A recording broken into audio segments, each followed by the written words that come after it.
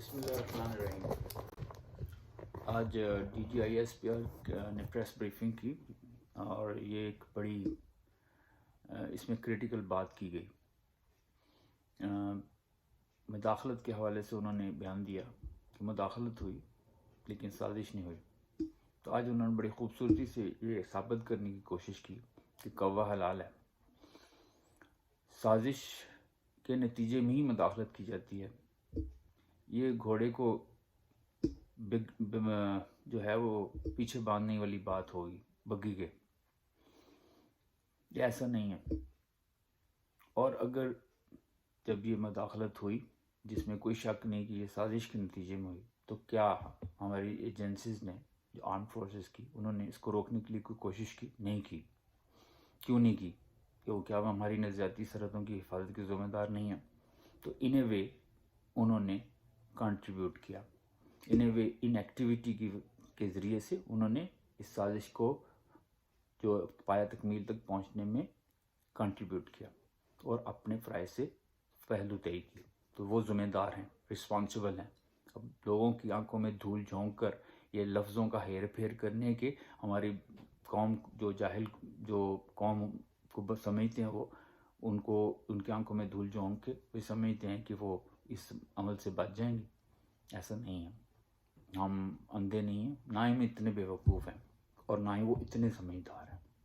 یہ تو نمبر ایک بات۔ دوسری سٹیٹمنٹ انہوں نے کہا کہ یہ جو ایٹمی اثاثے ہیں یہ کسی ایک سیاسی پارٹی کی ذمہ داری نہیں ہے، اسی قسم کا سٹیٹمنٹ ہے۔ یہ کسی یعنی ان کے کہنے کا مقصد یہ تھا کہ یہ بیسیکلی فوج کی سرپرستی میں ذمہ داری میں ہے۔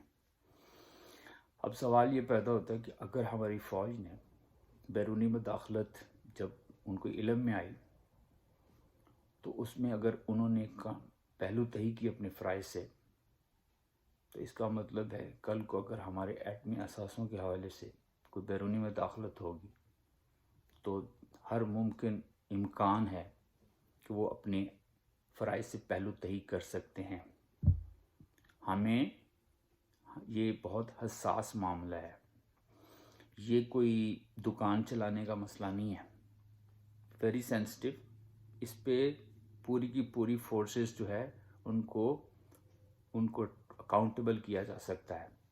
کیا یہ غیر ذمہ داری کا مظاہرہ نہیں ہے کہ انہوں نے بیرونی مداخلت کو مانا اور اس کے بعد کہا کہ ہم نے اس کو روکنے کے لیے کوئی کوشش نہیں کی، ہم اپنی طرف سے ان کی سٹیٹمنٹ کے مطابق وہ نیوٹرل رہے، جبکہ ہم لوگ یہ سمجھتے ہیں اور یہ بیوقوف بنانے کی کوشش جو کی جاتی ہے ہم اس کو نہیں مانتے، اور ہم سمجھتے ہیں کہ پاکستان میں ہونے والے ہر عمل میں A to Z فوج انوالو ہوتی ہے۔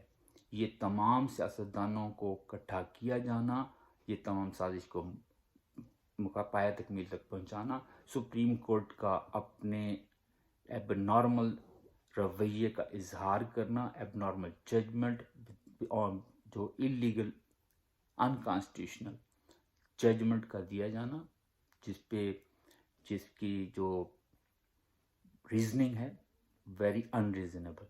بہرحال یہ تمام چیزوں کا ہونا، وجود میں آنا، اور اس کے علاوہ ایک ٹریک ہسٹری ریکارڈ، یہ تمام اس طرف نشاندہی کرتے ہیں کہ ہماری فوج اس عمل میں انوالو تھی۔ ہمارا یہ ورژن ہے، ان کا ورژن نیوٹرل ہونے کا ہے، لیکن اگر وہ نیوٹرل رہے تو بھی پہلو تہی کی تو یہ انتہائی سینسٹیو بات ہے۔ اگر ایک دفعہ پہلو تہی کر سکتے ہیں تو وہ دوسرے مسئلے پر بھی کر سکتے ہیں۔ تو اس کا مطلب ہوا کہ ہمارے ایٹمی اثاثے بھی ذمہ دار لوگوں کے ہاتھ میں نہیں ہیں، یہ بقول ان کے۔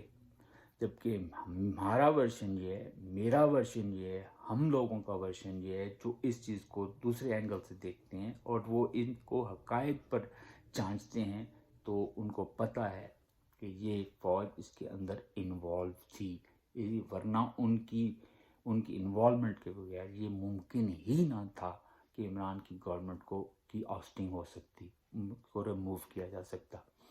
تو اب یہ جو بات ہے دونوں صورتوں میں ان کی انوالومنٹ جو ہم سمجھتے ہیں اور نہ ہونے کی دونوں صورتوں میں یہ اس جانب اشارہ کرتا ہے کہ ہم کسی بھی بیرونی مداخلت کو کہ کسی بھی لیول پر اس کو ایکسیپٹنس کرنے کے لیے تیار بیٹھے ہیں. ہمارے بقول وہ شامل ہیں تو انتہائی خطرناک بات، اگر ان کے بقول وہ نہیں شامل، نیوٹرل رہے ہیں، تو بھی انتہائی خطرناک صورت ہے. آخری بات، وہ سمجھتے ہیں کہ فوج کو انوالو کیا جا رہا ہے، ملائن کیا جا رہا ہے، ڈیفیم کیا جا رہا ہے، ایلیگیشنز کیے جا رہے ہیں. حالانکہ ایسا نہیں ہے. ہمیں اپنی کوتاہیوں کا ادراک کرنا ہوگا. جب تک ہم بیماری کو پن پوائنٹ نہیں کریں گے، ہم اس کا تدارک نہیں کر سکتے. ہم 75 سال سے قوم کی آنکھوں میں دھول جھونک کر یہ الوژن اور خواب دینے کی کوشش کر رہے ہیں کہ یہ اس میں فوج ہماری عظیم ہے، انوالو نہیں ہوتی کسی کام میں، لیکن باقی سب گندے ہیں اور اس کام میں انوالو ہیں. حالانکہ یہ وہ کرتے ہیں، باقیوں کو باقی لوگ جو ان کے سپورٹ ہینڈلرز ہیں، سپورٹرز ہیں، پیرافرنیلیا ہیں ان کا جو انہوں نے سجایا ہے. امریکنز ان کے ساتھ ڈیل کرتے ہیں اور اس مراسلے کا مخاطب بھی فوج ہی تھی. کوئی اس کو جتنا مرضی ڈینائی کر لے، وہ آنکھوں کی جنت میں رہتا ہے اور آنکھوں میں دھول جھونکنے کی کوشش کر رہا ہے. تو اس کے علاوہ جو ملائن کرنے کی بات ہے، سب سے زیادہ ملائن اس کو مسلم لیگ نون نے کیا. جن لوگوں نے کیا وہ آج اقتدار کا حصہ ہیں. جن صحافیوں نے کیا وہ اپنی سیٹوں پر بیٹھے. پہلے تو ان کو پکڑے، ان کو اکاؤنٹیبل کریں، اس کے بعد ہم جیسے عام آدمی کی طرف آئیں. اگر وہ ان کو نہیں پکڑ سکتے تو ہمیں پکڑنے کی بات نہ کریں. اس دفعہ ہم آپ کو پکڑائی نہیں دیں گے، ہم آپ کو اکاؤنٹیبل کریں گے. ہمیں بیماری کا تدارک کرنا ہے. ہم 75 سالوں سے اس تکلیف کا شکار ہیں. ہم اس رستے کی تلاش میں ہیں.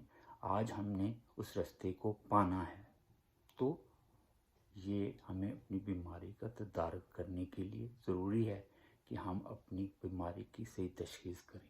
اور صحیح تشخیص تک ہم سمجھتے ہیں میرے جیسے لوگ اور ہم جیسے لوگ اور عوام کہ وہ پہنچ چکے ہیں. انہی دعاؤں کے ساتھ پاکستان کو کہ عوام کو صحیح راستے کی طرف اللہ تعالیٰ رہنمائی فرمائے اور کامیابی کی منزل کی طرف اس کی جو ہے صحیح قدم اٹھ سکیں. پاکستان زندہ باد.